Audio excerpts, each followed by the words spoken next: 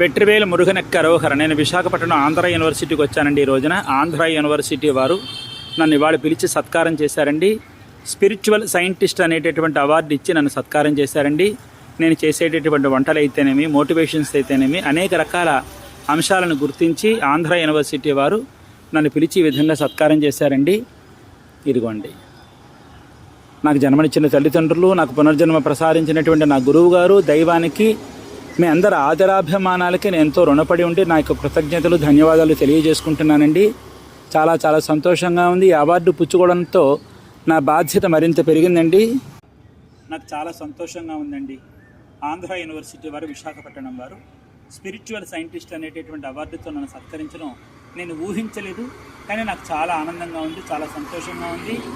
ఇంతటి ప్రతిభకు కారణం మీ అందరి ఆదరణ, అభిమానము, ఆప్యాయత. నాకు ఎప్పుడు ఇలాగే ఉండాలని చెప్పి కోరుకుంటున్నానండి.